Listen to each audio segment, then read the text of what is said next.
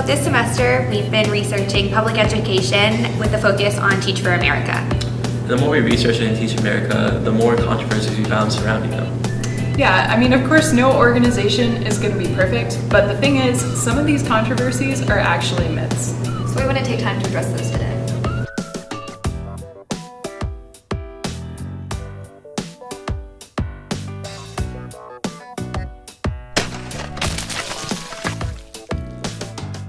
So one of the first myths we came across when researching Teach for America is that a lot of times people believe that compared to conventionally trained teachers, workers for Teach for America aren't trained adequately enough to handle students. Alright, so the Teach for America training program has become known as the Summer Institute. This is a program where core members of Teach for America that gain entrance into the program go over the summer for a 5-week period where they understand the Teach for America specific curriculum that they want to teach across the country. So despite the duration of the Summer Institute program, really the amount of veterans of Teach for America and the alumnus that come to prepare these new students really outweighs any shortness in length that might be experienced. And overall, the idea that teachers aren't as prepared from Teach for America as they are conventional teachers is kind of debunked by the fact that all teachers, whether they're from Teach for America or like they've gone the conventional route, have to gain a certificate of teaching from the state that they apply to teach in. Even though their training periods are a little bit shorter, the reason they have that is because Teach for America exists primarily to provide support in areas that don't have what they need to supply their students with. So my myth had a little bit of ground at one point, doesn't have quite so much ground today, so it's basically a myth today in 2017. My myth is that TFA teachers are just a bunch of privileged white kids teaching, students of color for the most part. So I can kind of see where this myth comes from. So Teach for America's founder, Wendy Kopp, was a graduate of Princeton University, and for a long while there, all of the core members were selected from Ivy League colleges, or at least most of them. But when you start to look at some statistics, the picture starts to look a little bit differently. Let's take a look at a visual representation that can explain this a little bit more. So in 2011, the Department of Education did a study of all public school teachers in the US, and they found that 80% of public school teachers are white, as represented with these robin's eggs.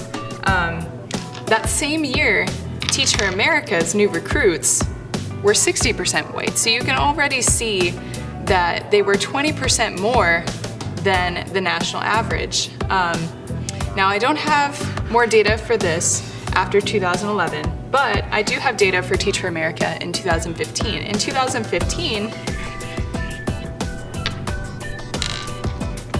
they became even more diversified. So we jump up to about 52% here, roughly 50% with this visualization.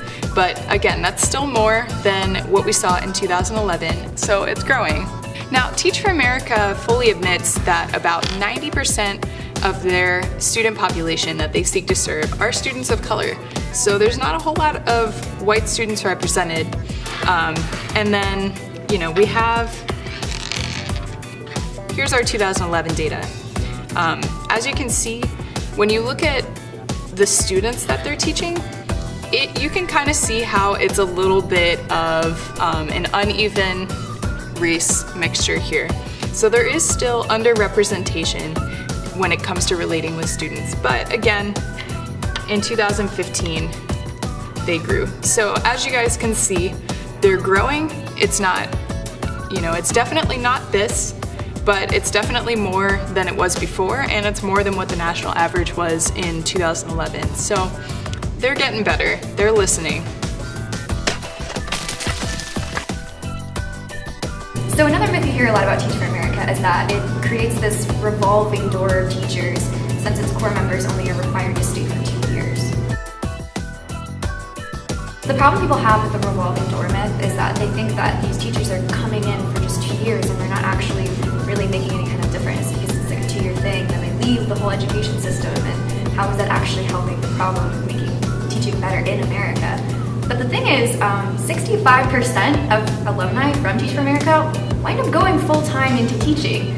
And then 82% of alumni actually work in roles that impact education. So you don't have to be a teacher necessarily to have an impact on education, right? You can be a principal, you can be a policy advisor. There's so many different ways people help, and most of the people who come from Teach for America are inspired to keep solving the problem.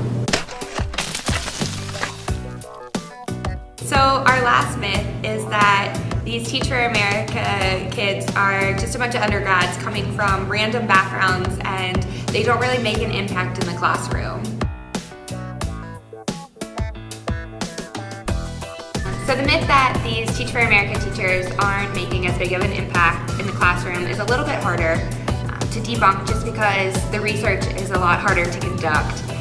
But the research that has been conducted shows that these corps members and the alumni of Teach for America are effective in promoting these students' academic achievements, and that they're sometimes more effective in certain age groups and subjects. For example, corps members that are teaching preschool to second grade actually give their students a 1.3 month advantage over other teachers in that same school. And the teachers that are teaching secondary mathematics are actually giving their students a 2.6 month advantage over other teachers in those schools. So those are just examples of how these Teach for America kids, even though they're not coming from maybe necessarily a mathematic background, they are making an impact in that classroom and they are giving their students an advantage. So as you can see, a lot of these myths don't quite hold up. Yeah, and even some of the myths that do, Teach for America is listening and they're really working on those and they're improving. Yeah. As with any controversy, always do your research, see what you can find. Don't believe what everybody says without doing some verification on your own. Yeah, there's been a lot of unfair things spoken about Teach for America, but in the end, they are an organization that is trying to do a good for this country, so please do your part as well. Yeah. And if you want to hear an interview from Caroline's friend who's going into Teach for America, check out our podcast in the link below. Bye!